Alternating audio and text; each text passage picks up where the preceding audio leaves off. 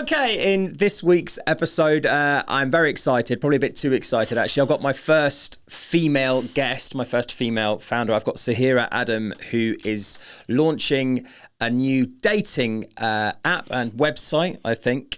So you guys should go onto it. It's Date with Hati, that's HATI.com, www.datewithhati.com. So just have a little look because it's relevant as we have our chat. So I guess first question I have to ask you is where did the idea come from? So before we get on to that, yes, welcome. Thank you, and thank you for having me. Just to point out, because someone pointed this out to me the other day, you don't have to say www. No. Apparently, that is like something that we don't say anymore. But I'm 40, aren't I? So is that not? So I was told it makes me look really old because I went up to someone and said, you should go on our website, www. And they were like, what are you saying? Obviously, it starts with www. So just for future. Which means the World Wide Web for anyone that... where did the idea for Hati come from? Interesting question. So I have been on the dating apps since their inception. Tinder, Bumble, Hinge, the other ones that all escape my mind, but there are like 50 of them now. And when they first started, I loved them. And gradually what you see is this gradual decline as the fees go up. It's really, so they put people behind paywalls. All of these dating apps, they start out really great. And then if you want to actually go on any dates or speak to any people, they all come up in your select areas where they know that you will like those people, but you can't talk to them. Interesting. Yeah. So this was about 2 years ago now, and I'd had a terrible week of dating. I was like, people have liked me, I've liked them back, we've sent a message here or there, and just nothing transpires out of it. Yeah. And I was sat there and I was just at my wit's end and I was like, there must be a better way to do this. This cannot be how we date in the 21st century where I have a full-time job, I then come home and my full-time job is swiping on an app where nothing turns into a conversation. And the ones that do turn into a conversation, you're like, this is going really well. We've been talking for the entire evening. We've set a date. We've set everything. And it gets to the day and you don't hear from them. And you're like, what is the point? Yeah. So I started thinking about what actually works, right? So I love a phone call. And I know that's very controversial. Not at all. I bloody love a phone call. I get more out of a 3-minute conversation with my friend than text them all day, which takes my energy away from what I'm doing. Yeah. Distracts me all day. Whereas I have a 5-minute conversation, I feel like I've connected with them and then I move on with my day. So I love a phone call. Well, sorry to interrupt you, but I think the old dog and bone is having a bit of a comeback. Because we've noticed this in my business, plug COTU. We ring our customers and they are so surprised to get a phone call because no one's calling me anymore. But I think people. I'll call you. Thank you. I think people. Maybe not after this podcast. I think people are calling less. So anyway, onto your point. Interestingly, COVID has re-emerged the phone call. Has it? Yeah, so the phone is actually used most often. I think it's 38% of people actually use the phone for phone calls.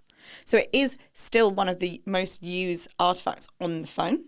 Right. But people don't really recognise that. So I thought about that, and then I started like writing other things down. So I'm a massive fan of therapy. I've been in therapy on and off for years. Dating is tough, and I was talking to my therapist. Guilty. Yeah. It's awful. Let's be honest. I was talking to my therapist, and he was like, "It's the number one thing that people talk to you about." Wow. Yeah, it's therapy. And I went to Zimbabwe years and years and years ago to do aid work, and I thought what people would talk to each other about and what people talk to me about would be different. Still relationships, still love. They're the things that really impact us. So I thought that was quite key to have, because one of the big things people always ask me is, how did you find your therapist? Where do you get them from? Like, it's not as accessible as I think people think it is. Oh, for sure it's not. And expensive. It's super expensive. It's not accessible. People don't know how to vet them properly. So having it at a point where you need it the most was really critical to me. Yeah. So I started jotting it all down, wrote it all out, started like coming back to it, taking a break from it. And then I told one of my best friends about it. Okay, so that about the idea. Mm. Okay. Yeah. I sent her a pitch deck and I was like, look, I've thought about all these things and I think I've got an idea. And she worked in like that space. She was like, yeah, this is not a good idea. Okay. She was like, it's not, there's enough dating apps out there. You don't have a unique selling point. People don't want to speak on the phone. So I think it's a really interesting point that you bring up, because I think that personally, it's very difficult when you come up with a business idea and you think it's good. The first thing that people generally tend to go and do is ask friends and family. Yeah. And I just think it's the wrong kind of crowd, because they're completely biased and they're probably going to give you that answer, or they're going to tell you it's the most amazing thing ever and you should go ahead and do it. But what went on from there? Honestly, it really crushed me. Yeah. And I think, because I think it's kind of like showing your baby to the world for the first time, right? And you don't want people to think your baby's ugly. And even like at that point, I wanted the honest feedback, but I think when an idea is at such an infant stage, I think it's really easy to crush it. Yeah, of course it is. Because there's nothing else to support the confidence, right? Yeah, and like as a woman who's been in business, your confidence is constantly crushed. And therefore, when you try and go and do a new venture, I think it's really, really hard to have that first piece of like interaction on that be quite negative. So tell me a little bit about what you mean by woman being in business, you're constantly being crushed. Just explain that to me, because what does that mean? I think as a woman in business, you tailor yourself a lot. So I go to work and I'm a very, very different version of the person that I am. And you're very conscious of who you are. So you have, in different circumstances, you become different people. So my first job, it was very much like, you need to down dress and don't have your fake nails and don't have your fake lashes and don't just look a bit more like you fit in. So you're playing a part. You play a part, and that destroys your confidence and it destroys your identity. And your personality, because if you're not yourself. Yeah. Okay. And I think doing that year after year, I think for the first couple of years really, really did crush me. And I think I went through a massive confidence crisis of people don't like the person that I am. And therefore you start becoming all these versions of you. Yeah. To try and work out which one they want. Yeah. What they really want is you. Yeah. Presumably. But I think it's finding the place that does want you. But even then, I've always worked in male-dominated industries, and what you find is the way that men approach a conversation, if you as a woman approach a conversation in the exact same way, you get called bossy, which I've never heard a man get called bossy in my life, right? I can be quite bossy. But has anyone ever called you that? No. I mean, probably, but not on a regular basis, no. Feisty? No, not really. And I would say, like, we don't know each other that well, but I'm quite feisty. but that would never come into the way we describe men. But it's a very gendered word. I've been told I am too ambitious, but you would never say that to a man. But these are the real life implications of women working in male-dominated industries. Yeah. Wow. And it happens to all of the women I know. Or even I was taken shopping in my first role. I was taken shopping for more appropriate work outfits. Yeah. By who? Someone in the leadership team. Yeah.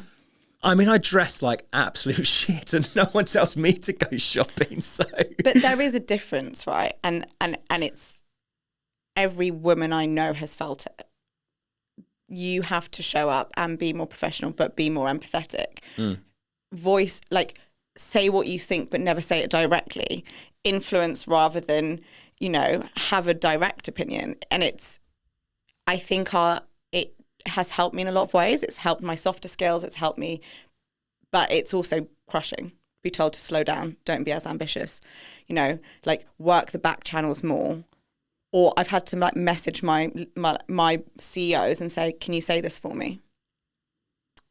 Wow, because you just didn't think it would coming from you. It wouldn't be acceptable, or people wouldn't listen to it. People wouldn't listen. No. And you think that's true, or is just how you feel that would be the case, and so therefore you feel that you have to talk it through another person? I think in some situations it's probably my own perception holding me back. Sure. And in others it's definitely the case that if it came from someone else, and we've done this before where I've said something, about 5 minutes later, a man has said the same thing. And that the reaction from the two statements having been said almost the exact same way, they would get a very different reaction. They'd be like, well, Zaahirah said that 5 minutes ago. Okay, so your background is corporate, right? Corporate, and you work in finance. I do. And we won't probably go into too much detail on it, but you obviously are now, this is your first business? First business. First time. Yeah. Congratulations, by the Thank way. you. You're mad. I am. But slightly unusually, and correct me if I've got any of this wrong, but you're doing this yourself. You've kept your job for now, and you're self-funding the beginning of it. Would you say you're doing this, or are you dipping your toe in the water? How do you, where do you see it? I'm doing this. You are. I have invested my savings into this. So Okay. this is very much, I am so passionate about fixing the dating problem. Like, I've seen it impact my mental health. I've seen it impact the mental health of my friends. One of my friends messaged me the other day and she was like, do we just now expect that everyone is going to ghost us and everyone is going to leave? And there's no compassion anymore to the way we speak to each other. Yeah. And I want to break that cycle. Like, I was in a pub on Saturday talking to people about the idea, just having a chat. And of the probably 20 tables I went to, 18 of them were like, we were just talking about how awful dating is. Literally just talking about it. Yeah. Because it is, when you get together with your friends, it is the thing that stands out in your mind, right? Like, I've been on Tinder all week or Hinge all week, and, people have liked me, and, we've had 10 matches and none of them have turned into dates. 5% or less of matches turn into dates. No, I didn't. I mean, you've got some great stats. I'll tell you that. You've already come out with some good stats. Okay, so you're obviously very articulate, very bright woman. But it's your first sort of foray into doing your own business. Have you got a business plan? Have you thought about how this thing generates money, or is it get it out there and then work these things out later? Yeah, so I've thought about how it generates money, because I think part of the real problem of dating apps is they try and monetize you. And they try and monetize, and the way they do that is they keep asking you to pay for more and more things. So first they'll launch and be like, oh, everything is lovely and free. And then they say, oh, well, we know the kind of people you like now because our algorithm's caught up. So now to see those people or send them roses, which I think it's really weird that you paid to send someone a rose. Do you mean like a digital rose? Not a real life rose. Right. You can pay to send a digital rose, which then goes to the top of their pile and lets them know that you really like them. Right. Okay. So, or you pay to send more likes, or you pay to get your membership upgraded so you can see everyone that looks at you. And there's just all of these upgrades that mean that if you're just not willing to pay, you're not going to see the type of people that you want to date. What was the biggest thing that you paid for when you were using? I did. Come on, give us the ugly truth. The ugly truth is I used to get really sad on a Sunday. So you could boost your profile on a Sunday and sit there and just watch the likes come in. So yeah, I've been guilty of doing that. Definitely. And what does that do? That just gets you in front of more people? Yeah. Right. It puts you at the top of the pile and you just keep boosting it. You can boost it for an hour and then you get a couple of likes and you keep boost, or do a 24-hour boost. I read your amazing that you got a piece in the Metro. I was completely blown away by how you managed to do that at launch. You were talking about how obviously everyone's just swiping. Is it left or right for I don't know. So I was never lucky enough to use these sites. I didn't quite get. You have no idea how lucky you are. It is really. They are terrible. Oh, I think they look great, or I thought they looked great back in the day. But back in the day, they were pretty good, right? Yeah. Because otherwise, before dating apps, you kind of went to a bar or pub, and if there were some people there that were single, they're great, and if not, you kind of went home. And you're like, okay, I didn't speak to someone tonight. And you had to do that really strange thing of actually approaching someone you don't know and saying, "Hello." Or as my friend Nick used to do on the dance floor in Guildford, he used to walk up to girls and say, "Hello, can I pull you, please?" At least he was direct about it. Well, yeah, and it worked. And it occasionally, not all the time. Did he ever get slapped in the face?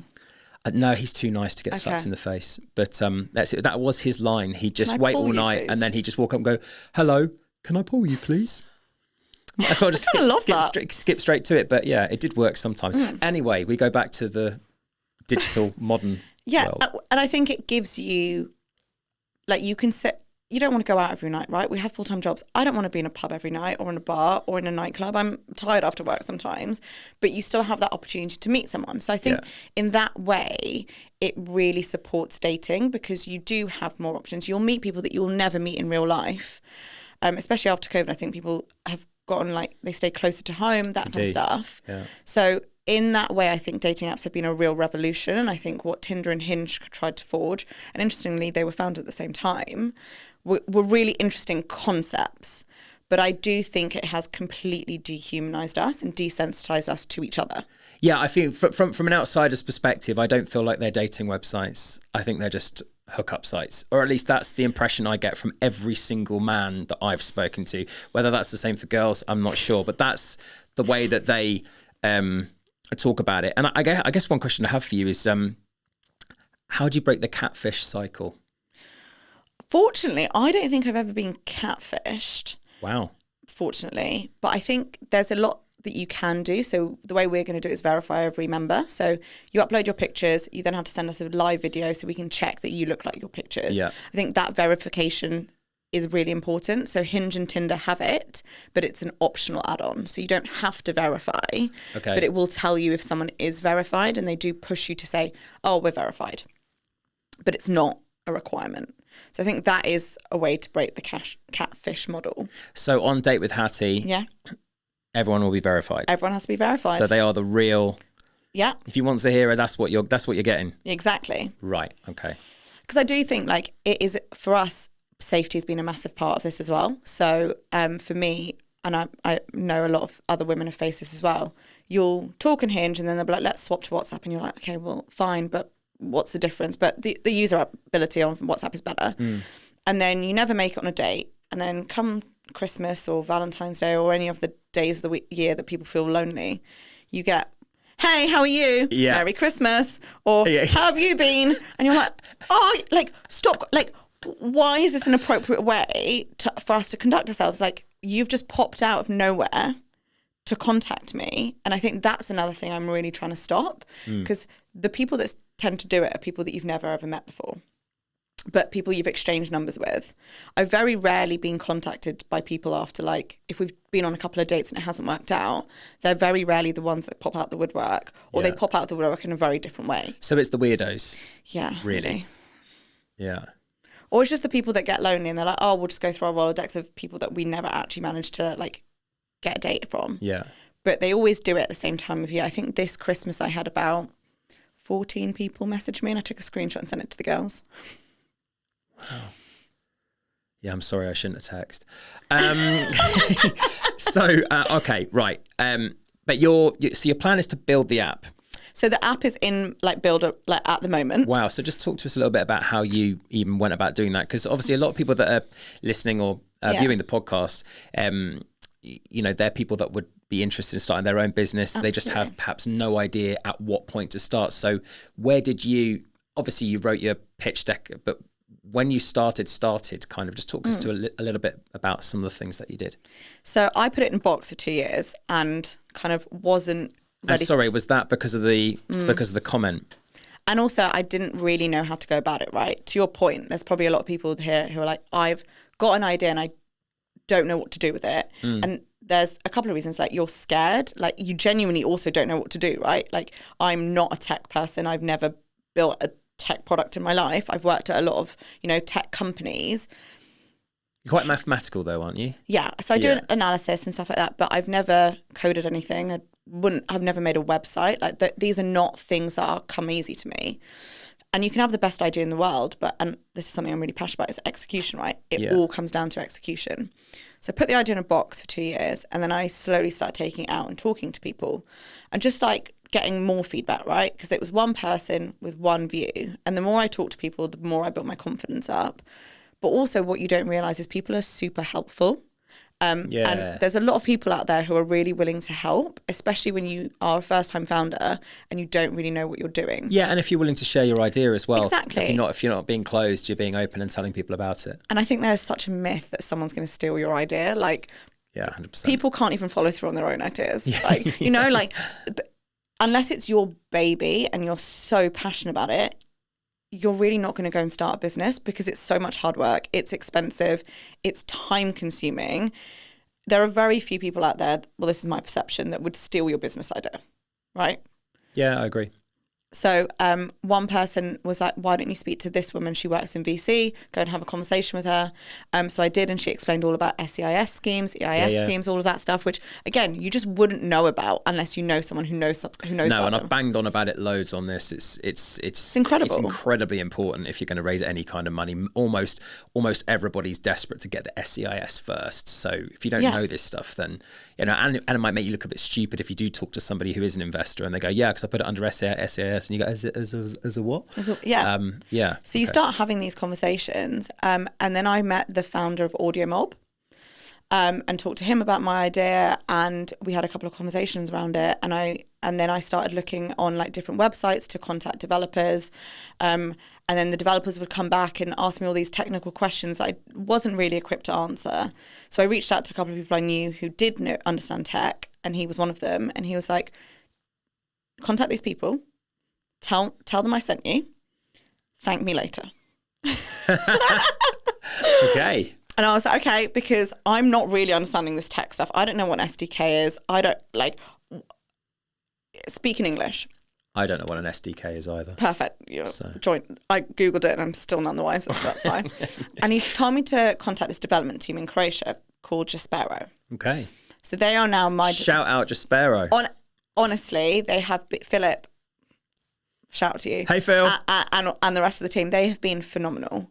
So had an introductory call with them, explained my concept, and they kind of built out a technical spec for me, all of the rest of it, which, like, I'd contacted another founder that I know, and he was like, stop contacting developers, you need a technical spec first. But all of the developers are quite happy to just plod on with your idea without...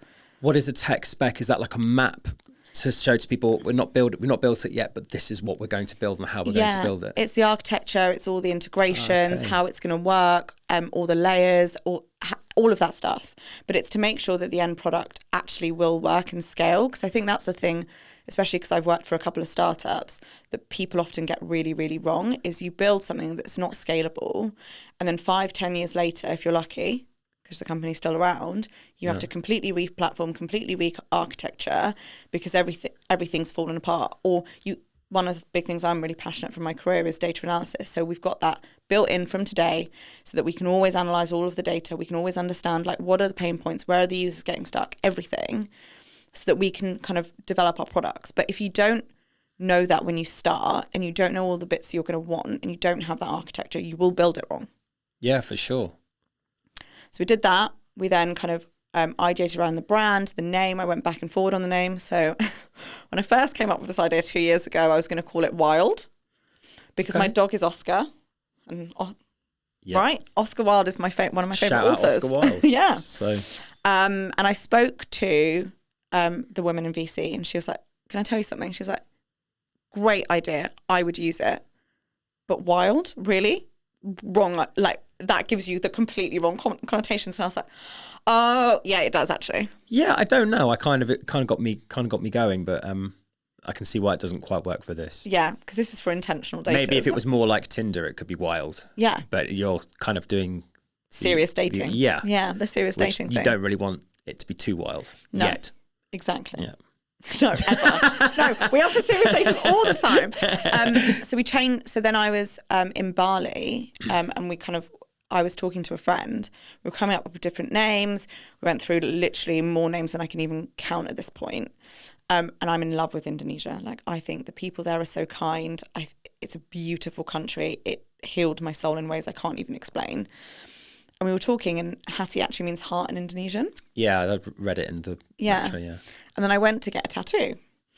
And I was still kind of going back and forth on all of these names. We had like duet, like, honestly, you name it, we probably thought about it. Yeah. We were going to call it catch, but there's a catch dating already, so couldn't do that. And I went to get my tattoo, and I'm a big believer in signs, right? And I'm a big believer in, like, trusting your gut. And my tattoo artist had Hati on his face. I'm not kidding you. And so And so was born Hati. But was it a Hati tattoo that you got? No, actually, I got bebas, which means free in Indonesian. Okay, I thought you were going to whip out the Hati tattoo No, and go, see, I've tattooed what? it now, so it's happening. If we get it live and it works and people enjoy using it. Not if, when. Then there will be a Hati tattoo, because it is my baby, right? Like, it's something I'm super passionate about, and I think fundamentally dating can be done better. Yeah. So talk to me about the next steps. You're at the moment you're trying to get because you're going to do a launch party, right? Yeah. So you're getting people together for that. And do they all have to be single, or is this just kind of like anybody can come? So the fun thing about B2C, right, especially a dating app, is if you launch a dating app and you don't have sign-ups, guess what? It doesn't work. It's a terrible experience. You're just on there on your own. Oh, I see. Yeah, of course. Yeah. So like, there's kind of a bit of a game that you play with dating apps, which is you need to get the interest out there, because that when you launch the app, then there are people for people to match with. Sure. Because otherwise you're going to swipe twice and then be like, oh, well, I'm never going back on that again. Never going back on that again. Yeah, so what we've done is kind of phase the kind of the launch. So the website's gone live now, so we can understand the interest. We're getting focus groups together so they can kind of test the product, give us feedback, make sure it actually meets not just kind of me and my friends what we want, but actually caters to everyone and what they need. So signups have gone live now. I've got a couple of focus groups this week, next week, and then once we've got between 10 and 15,000, then we'll launch the app, but the app won't go live. So that's really important. So what it will go live is those 10 to 15,000 can go on and make their profiles. Okay.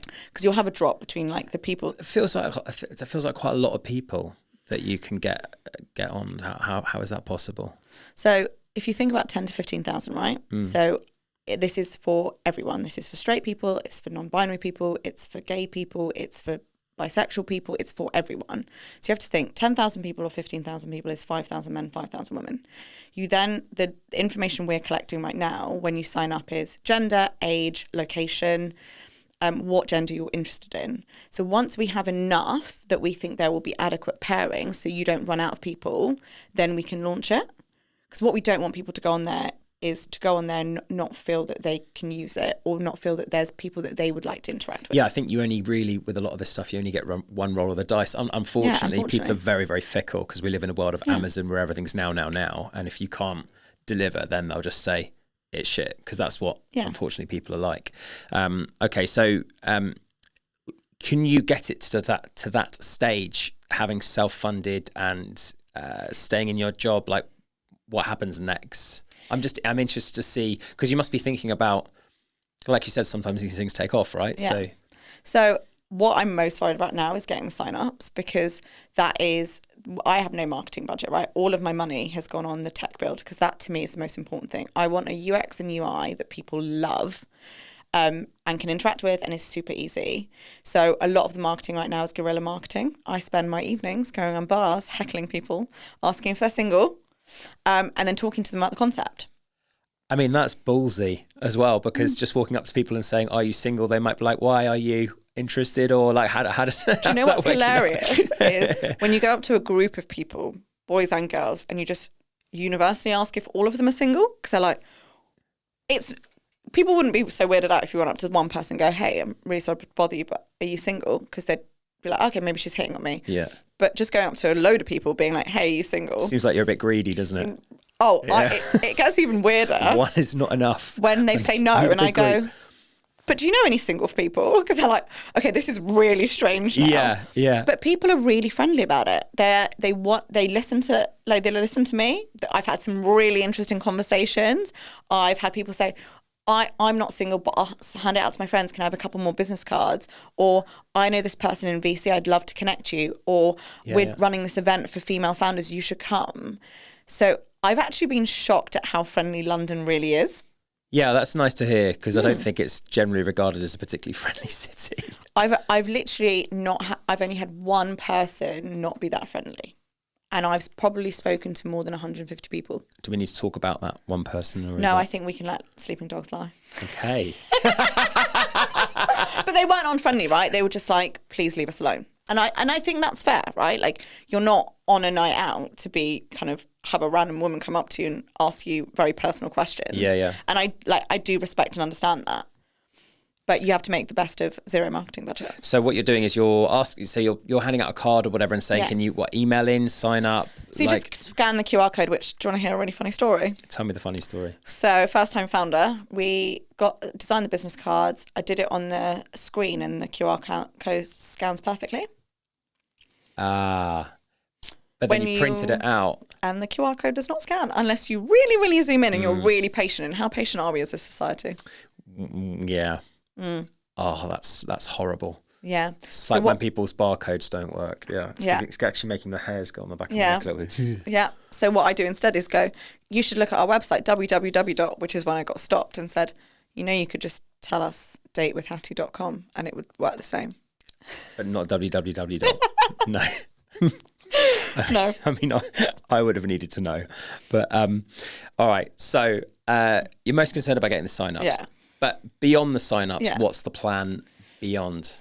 So I'm a big believer in money where your mouth is, right? So that's why I funded it. Yeah. I think once I can show that people aren't putting good money after bad, then we will look to do a raise. So in the version 1, I've not got the budget to integrate therapy or kind of do any of that stuff. So that's in version 2. Yeah. So that would be what kind of the raise really goes into, which is building that out, building some other functionality out, and making it past MVP stage. And so we talked about monetizing it. Will there eventually be a charge for the user, or is there some other way you're using their data to make money? How does that work? Great question. So the way that it's going to work is the concept of the app is you have two. So when you match with someone, we ask you your availability each week. We kind of force prompt you to say, when are you free each week? Okay. You can update it as often as you like. You can update it as far into the future as you like, but we say a week. You will scroll through profiles, like who you like, and then when you match, we send an invitation to both of your phones to say, Marcus, you're speaking to Sophie at 6 p.m. on a Thursday. Hey, Soph. Don't tell your wife. Or partner, sorry. I wouldn't. So we just send you a calendar invite. It goes into the calendar in your dating app as well in Hati. And at that time, we call both of you, so you never have to exchange numbers either. Wow. Yeah. Okay, so that goes through the app, does it? It goes through the app. What's the phone? The phone's going to ring. The phone's going to ring. And Sophie's just going to be there. Yeah. And you're going to be there. Suddenly it's real. Yeah. Wow. And you're just going to speak to that person on the phone, right? Okay. You can't message them before. You can't do anything. So when you match, the only thing you can do is view their profile or reorganize the date if you can't make it. And you can only reorganize the phone date 2 hours before. And if it's an in-person date, it's 6 hours before. So I love the idea of that. But that is the thing that's great about it, it's ballsy.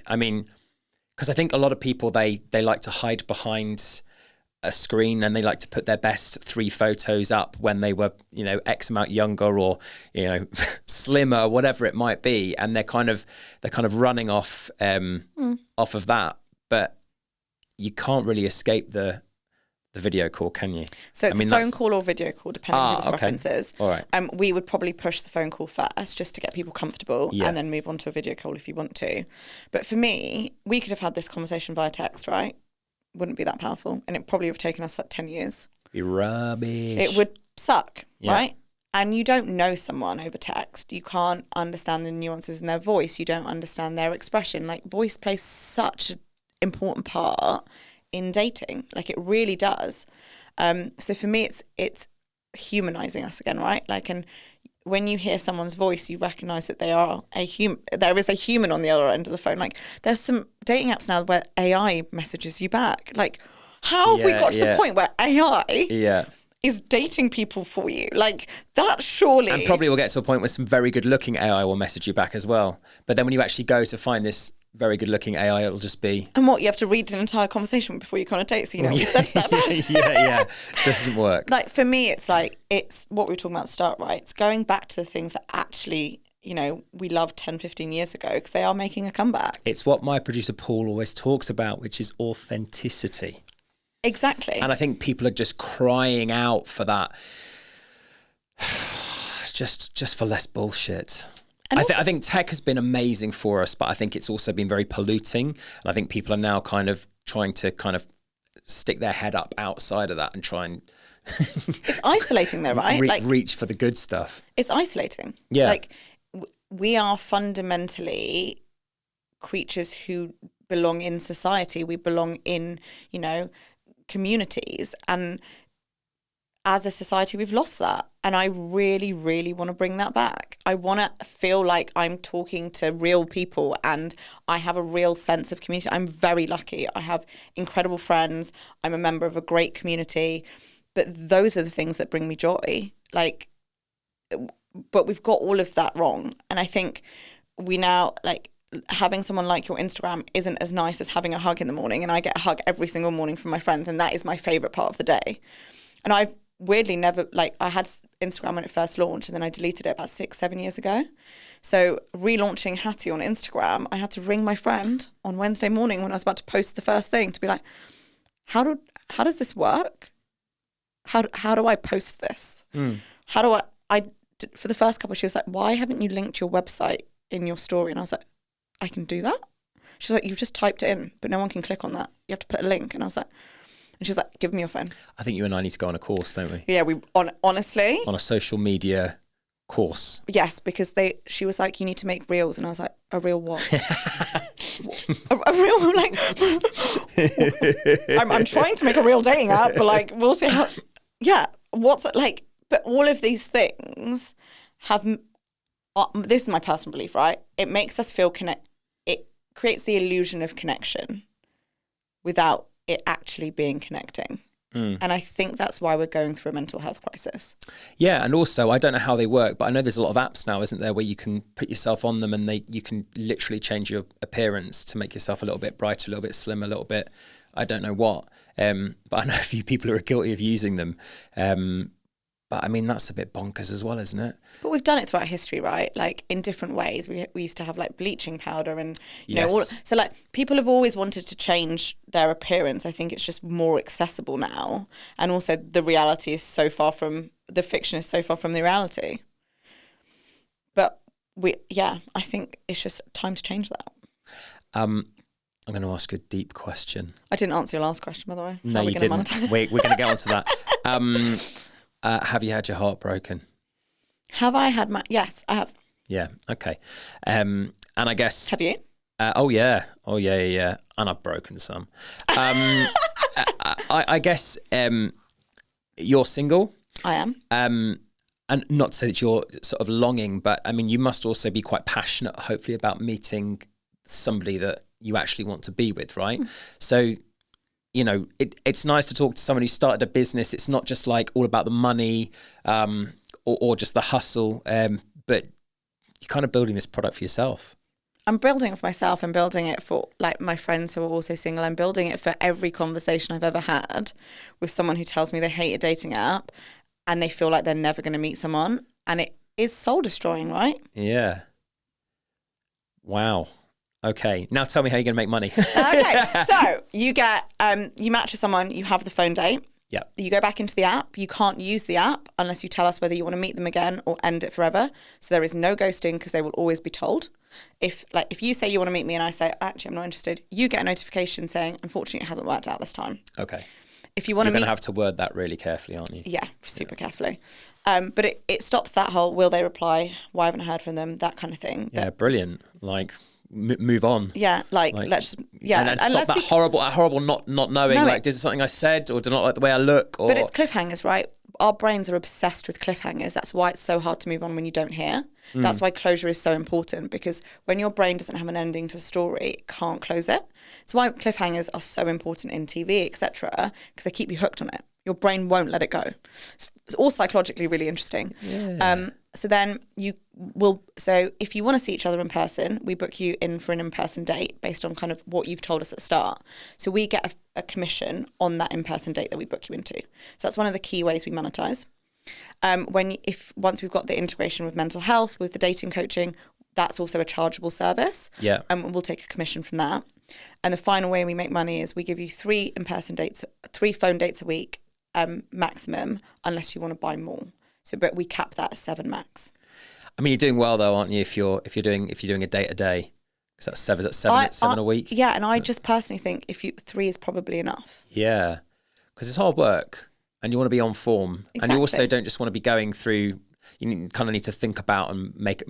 I think that's the thing that sounds good about your offering that perhaps they don't have in some of these other ones where it's just swipe, and the point which I'm not sure I made, which is that my male friends anyway, they just swipe yes to everyone, because and then they're like, well, then whoever says yes, then I can make my choice from that. So it's kind of become null and void. Whereas I've watched girls do it, and they really pick and choose who they want to talk to. Which is why it's so confusing when you go into your likes on Hinge, and then you'll, say, okay, fine, I like you back. You message them, and then you never hear from them. Like, what's the point? Yeah. So that's one of the key things with Hati is every match will turn into a phone date. And if you don't turn up to the phone date or you don't turn up to the in-person date, you get banned from our app. So I like the website, not www, but Date with Hati. But the product's Hati, right? I mean, that's quite a punchy... So that's the app. Yeah, that's the app. Yeah, and that's the business. So people will ultimately know it as Hati. Yeah. Okay. And if you ghost anyone, you will get banned. So the first time you ghost someone, it's a week. The second time, it's 2 weeks. And the third time, it's a month. If you come back and you still can't behave, you are banned. Snip.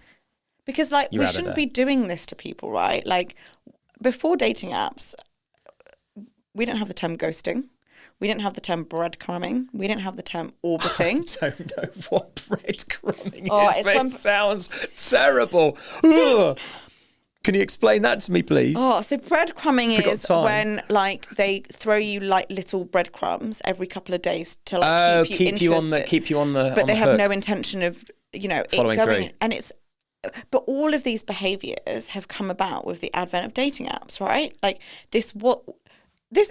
Would you ever go to a bar? Give someone the eye. Okay. Well, we know you go to a bar. Give someone the eye. Mm-hmm. Go over to them. And then, so you're exchanging eyes, they come over to you and then just ignore them. No, that's mental. Right. But that's effectively what we are doing online all day, every day now. We're saying, I like you too. We've matched. That's the equivalent of, I've given you the eye at the bar, you've given me the eye at the bar. Now let's have a conversation. Let's dance. Yeah. And I'm really comfortable with the fact that everyone you give the eye to is not going to be for you, but you need to have a conversation to figure that out. Yeah.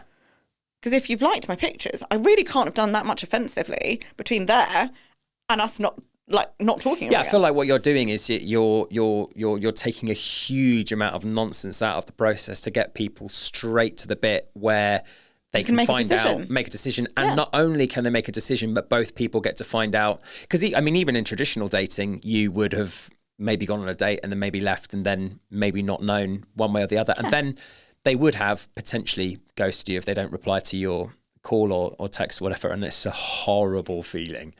Everyone's had that, right? Yep. But for us, it's just, like you said, have a full-time job. I have a dog. I do bodybuilding competitions. My life is very, very busy. Everyone's life is very, very busy, right? We live in a society where we're constantly on the go.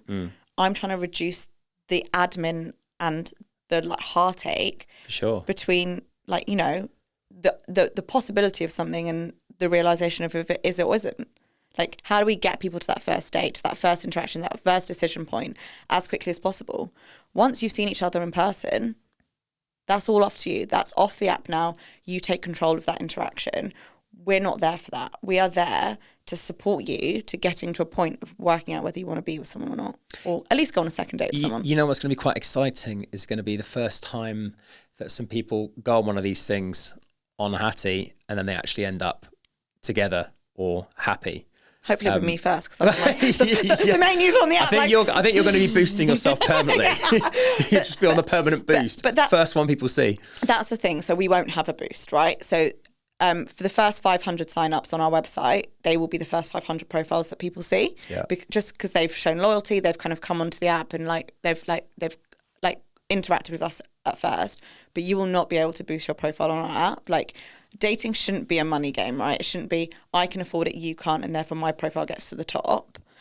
The Hinge thing of, I'm going to show you in your standouts all the people that you really like, but I'm not going to let you go anywhere near them unless you pay me. Yeah. That, I want people to find love, right? I want people to go on great dates. Yeah. And I want great dates to lead to wherever they go.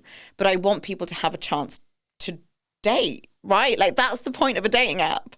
I mean, I have to say, and I'm not trying to blow smoke up you or whatever, but it sounds, if you can pull it off. If I can, when I pull it off. When you, yes, thank you.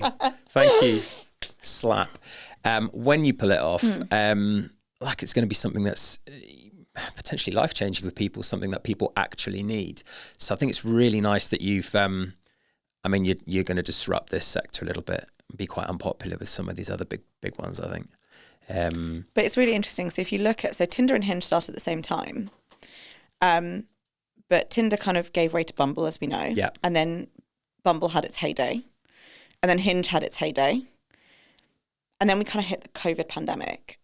And nothing really else has come out. And even Tinder, Hinge and Bumble, they're kind of the same, right? Like, I respect all of them. They are great companies. I think they've done a great thing in moving dating. You know, for like, I had the option to meet people I've never met before.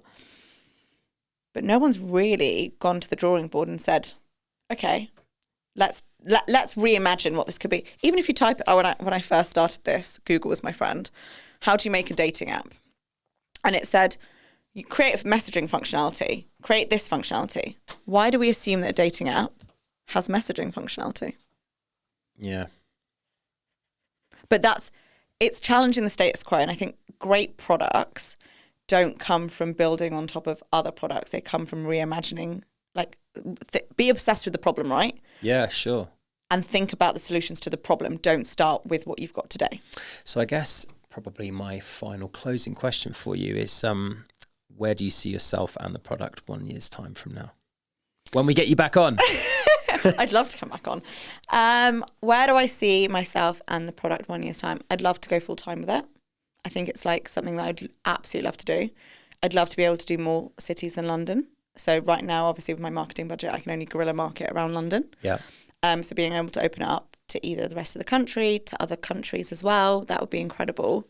But mainly I just want people to love using it. And like, actually, do you know what? If someone came up to me and said, you've made dating less crap and less shit, and because of you, I don't sit at the pub with my friends and bitch about how terrible these apps are, that would be an incredible year 1 year from now.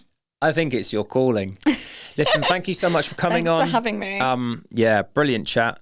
Again, go to datewithhattie.com, www.datewithhattie.com. Have a look. And guys, if you're single, get involved. What's the best way for people to reach you? Is it just go on the site and then? Yeah, or you message me. So info@datewithhattie. You can find me on LinkedIn as well, Zaahirah Adam. I want to hear your feedback. So if you've got anything, if you want to be part of our focus groups, definitely let me know, because I'm not just building a dating app for me, I'm building a dating app for all the single people out there who are sick of the status quo. Investors out there, this could be your big break if you get in nice and early, because it sounds like this thing's going to blow up. Thank you very much for talking to me today. Thank you for having me. All right.